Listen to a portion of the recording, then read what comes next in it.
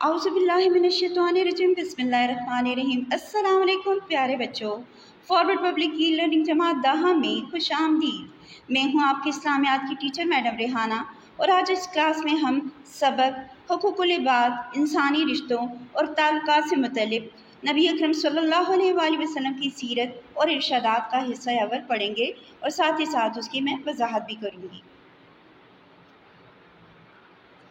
जी तो प्यारे बच्चों, इस्लामियात की आप बुक निकालें, सफ़ा नंबर 113 पे आ जाएं। यहाँ पे आपको चैप्टर नज़र आएगा हुकूकुल इबाद, इंसानी रिश्तों और ताल्लुकात से मुतल्लिक़ नबी अकरम सल्लल्लाहु अलैहि वसल्लम की सीरत और इरशादात। बेटा पेंसिल अपने हाथ में पकड़ें, जो मैं मीनिंग्स बताती जाऊँ आप उसे नोट करते जाओ। सबसे पहले हम इसकी रीडिंग करते हैं। नबी करीम सल्लल्लाहु अलैहि वसल्लम की सीरत तैयबा और इरशादात गरामी से ने इंसानी ज़िंदगी इज़्ज़त व नामूस और माल व असबाब को तहफ़्फ़ुज़ फराम किया। आप सल्लल्लाहु अलैहि वसल्लम के इरशादात के मुताबिक इंसान को हक़ हासिल है कि मुआशरा उसकी जान और माल का तहफ़्फ़ुज़ करे। हज़रत मोहम्मद सल्लल्लाहु अलैहि वसल्लम ने अपनी सीरत के ज़रिए इंसान को बराबरी का हक़ दिया। मुलाज़िमों और खिदमतगारों के साथ अपने बराबरी के सलूक का अमली नमूना पेश किया और उनके इस हक़ के बारे में ख़ास तौर पर ताकीद फरमाई। हमसाये के हकूक़ के बारे में हुज़ूर अकरम सल्लल्लाहु अलैहि वसल्लम ने ख़ास तौर पर ताकीद फरमाई।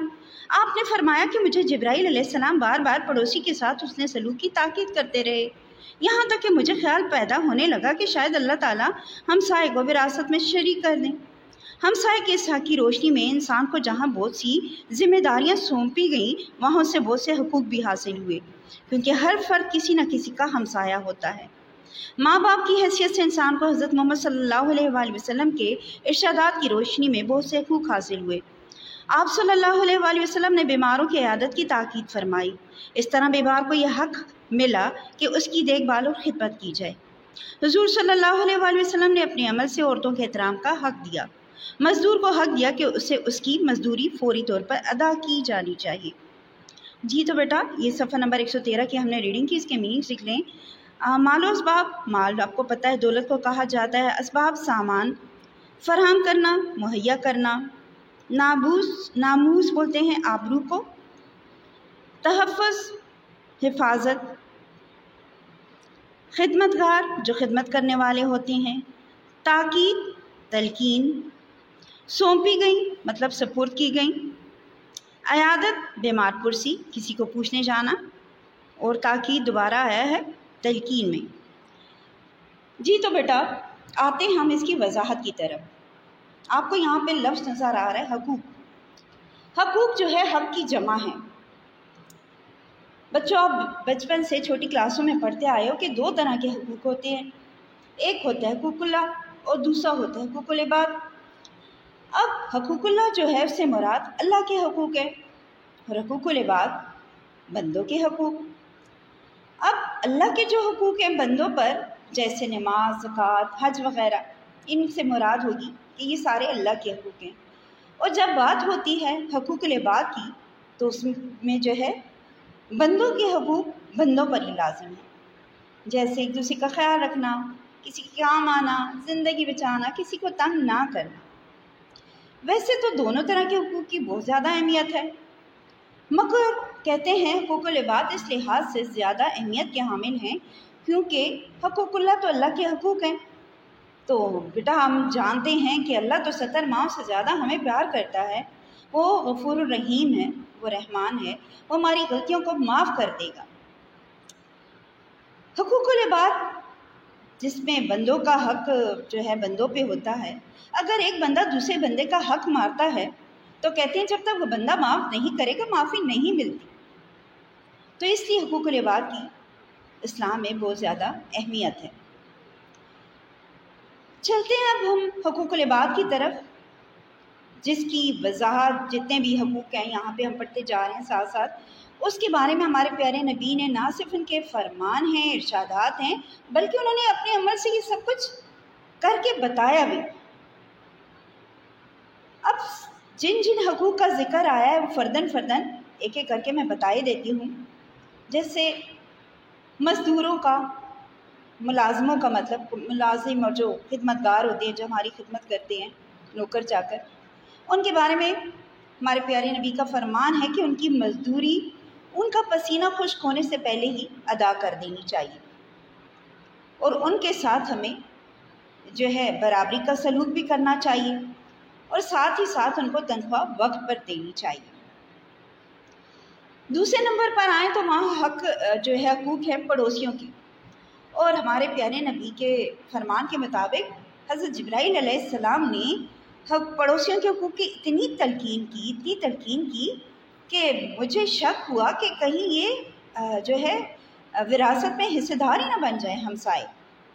تو اس لیے پڑوسیوں کے حقوق بہت زیادہ ہیں، ہمیں پڑوسیوں کا بہت خیال کرنا چاہیے، ان کی ہر خوشی غم میں شریک ہونا چاہیے، ان کی پریشانیوں میں ان کا ساتھ دینا چاہیے۔ چلتے ہیں پھر والدین کے حقوق کی طرف، جس کا اس سبق میں تذکرہ ہوا ہے۔ اور والدین کے حقوق بیٹا وہ تو آپ کو بتانے کی ضرورت ہی نہیں کہ آپ کے والدین کا آپ کے اوپر کتنا حق ہے۔ اور قرآن پاک میں بھی اللہ تبارک و تعالیٰ نے ہمیں اپنے والدین سے بہت زیادہ اچھا سلوک کرنے کی تلقین کی ہے، اور اس کی تاکید بار بار فرمائی ہے۔ کہتے ہیں اسلامی معاشرے میں حقوق العباد میں سب سے زیادہ اگر کسی کو کسی حق کو اولیت حاصل ہے تو وہ والدین کے حقوق کی ہے۔ تو اس لیے ہمیں اپنے والدین کا بہت زیادہ خیال کرنا چاہیے، ان کا احترام کرنا چاہیے، ان کی جو ہے خدمت وہ ہمیں اپنے فرائض میں شامل کرنا چاہیے، ان کو وقت دینا چاہیے جتنا وہ وقت ہمیں بچپن میں جوان کر کے اب تک دیتے آئے ہیں، تو ہمارا بھی فرض ہے کہ ہم ان کی محبت کو محبت سے جواب دیں، ان کا احترام کریں، ان کی بات مانیں، اور ان کی کسی بات کو ٹالیں نہ۔ اس کا بہت زیادہ خیال رکھیں۔ جب والدین خوش تو اللہ خوش، تو اس لیے ہمیں چاہیے بیٹا کہ بہت زیادہ ہم اپنے بڑوں کی، والدین کی سب کی خدمت کریں، ان کی جو ہے ان کے ساتھ محبت سے پیش آئیں۔ والدین کے بعد بیٹا ذکر ہے بیماروں کے حقوق کی، اور بیماروں کے بارے میں آپ کو پتہ ہے کہ ہمیں تلقین کی جاتی ہے، اسلام میں بھی ہے کہ ان کی عیادت کی جائے، ان کی مزاج پرسی کی جائے، ان کا خیال رکھا جائے۔ کس چیز کا؟ ان کے آرام کا خیال رکھا جائے۔ ہمارے نبی پاک کا ارشاد ہے کہ جس نے مریض کی عیادت کی، یعنی جو مریض کی عیادت کو کیا، تو جب تک وہ واپس نہیں لوٹے گا تب تک وہ جنت کے باغوں میں سے ایک باغ میں رہے گا۔ تو ہمیں جب بھی کسی بیمار کو دیکھیں ہمیں چاہیے ہم اس کی مزاج پرسی کریں، اس کو تسلی دیں، اس سے دعائیں کروائیں، اس سے دعائیں دیں، اس کو صحت کی دعا دیں کہ اللہ اس کو کسی کا محتاج نہ کرے، اللہ جو ہے اس پہ رحم کرے۔ تو اس کو تسلی ہوگی کہ ہاں میرے ساتھ یہ سارے موجود ہیں، تو آدھی بیماری تو اس مریض کی وہیں پہ ختم ہو جائے گی جب سب اس سے اتنی محبت کریں گے، اس کا خیال رکھیں گے۔ اس کے بعد چلتے ہیں بیٹا عورتوں کے حقوق جو اسلام میں بہت زیادہ جن کی اہمیت ہے۔ بیٹیوں کی تعلیم و تربیت، پرورش، اچھی جگہ شادی، یہ سارا کچھ والدین کے فرائض میں شامل ہے۔ اور پھر شادی کے بعد شوہر پر بھی لازم ہے کہ عورت کا خیال رکھے اور اللہ سے ڈرے، جس کا کہ اللہ نے حکم دیا ہے کہ اپنی بیوی کو جو ہے اس کا حق مہر ادا کرو، اس کو نکاح میں لیا تو اس کو سزا دینے سے بھی منع کیا، اس کا جو ہے نان نفقہ عورت کا جو نان نفقہ ہے مردوں کی ذمہ داری ہے، اس لیے کہا کہ ان کے خوراک کا، ان کے لباس، ان کے رہائش کو جو ہے مرد کو لازم قرار دیا کہ اس سب چیزوں کی فراہمی عورت کے لیے آسان بنائے۔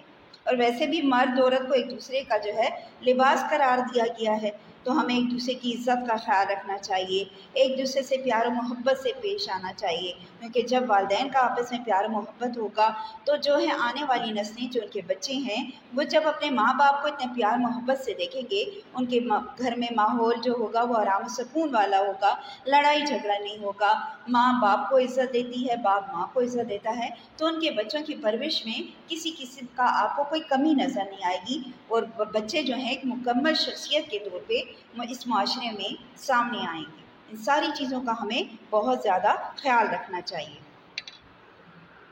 جی تو بچوں چلتے ہیں ہم صفحہ نمبر 114 پر۔ آپ صلی اللہ علیہ وآلہ وسلم کے فرمودات سے یتیم کو یہ حق حاصل ہوا کہ اس سے حسن سلوک کیا جائے اور اس کی ضروریات پوری کی جائیں۔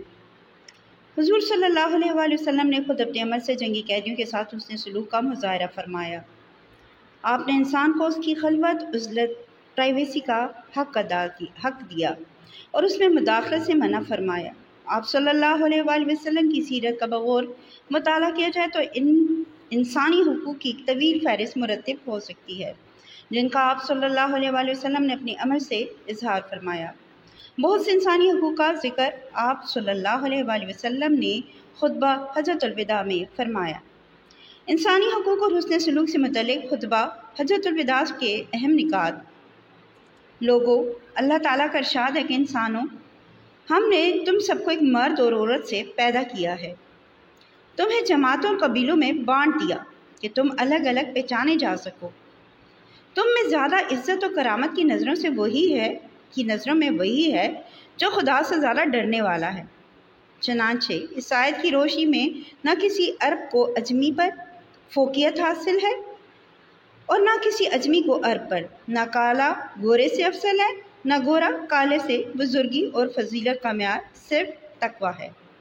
لوگوں، تمہارا رب ایک ہے، سارے انسان ہی آدم کی اولاد ہیں، اور آدم کی حقیقت اس کے سوا کیا ہے کہ وہ مٹی سے بنائے گئے۔ اب فضیلت و برتری کے سارے دعوے، خون و مال کے سارے مطالبے اور سارے انتقام میرے پیروں تلے روندے جا چکے ہیں۔ قتل عمد کا قصاص لیا جائے گا۔ قتل عمد جو ہے، اس کے بارے میں ہم اگلے صفحے پر پڑھیں گے کیونکہ سارا ذکر وہیں پہ ہے۔ پہلے اس پیج پہ میننگز دیکھ لیں۔ فرمودات، ارشادات، حسن سلوک، اچھا سلوک، خلوت بولتے ہیں تنہائی کو، اکیلے ہونے کو، مداخلت، دخل اندازی کرنا، بغور، غور سے، طویل ایک لمبی فہرست، ایک لمبی فہرست، نکات، باریکیاں، بانٹ دیا، تقسیم کر دیا، کرامت، بزرگی، بڑائی، اجمی، عرب کے علاوہ کسی اور ملک کا باشندہ، فوقیت، برتری، تقویٰ، پرہیزگاری، روننا، کچلنا، قصاص، بدلہ یعنی خون کے بدلے خون۔ جی تو بچوں، چلتے ہیں اس صفحے کی طرف کہ اس میں کیا ہم نے ریڈنگ کیا۔ اچھا جناب، اس میں سب سے پہلے پچھلے ہم پیج پہ سارے حقوق پڑھتے آئے جس کے بارے میں بتایا گیا تھا۔ اب یہاں پہ حقوق ہیں یتیموں کے بارے میں۔ یتیموں کے کیا حقوق ہیں؟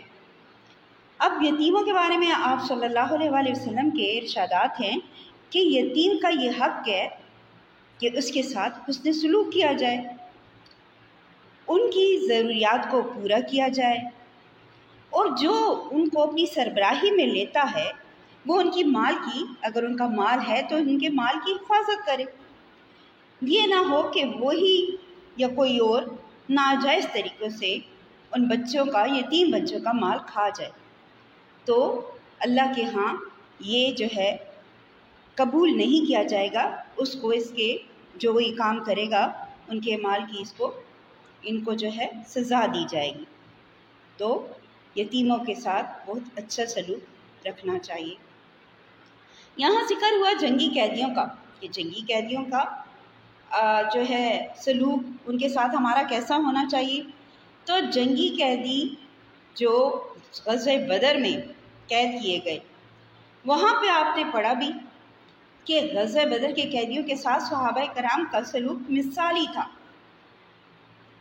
کتنا انہوں نے ان کا خیال رکھا۔ تو ویسے بھی تو کہتے ہیں اسلام تلوار کے زور پہ نہیں، اخلاق سے پھیلا۔ آپ کے اچھے اخلاق سے آپ نے اوروں کو متاثر کرنا ہے کہ ان کو پتہ چلے ہمارا مذہب کیا ہے، ہمارا دین کیا ہے، ہمارا رب کیا کہتا ہے، ہمارے رسول کی کیا ارشادات ہیں، وہ ان چیزوں سے متاثر ہوں اور خود بخود وہ ہمارے مذہب کی طرف آئیں۔ اسی لیے ہمیں ہر کسی کے ساتھ اچھے سلوک کا حکم دیا گیا۔ اور حالانکہ غزوہ بدر کے قیدی جو تھے وہ کفار، مشرکین، منافقین وہ سارے تھے، لیکن پھر بھی ان کے ساتھ اچھا سلوک کیا صحابہ کرام نے۔ تو جو مثالی سلوک تھا جس کی مثال دی جاتی ہے۔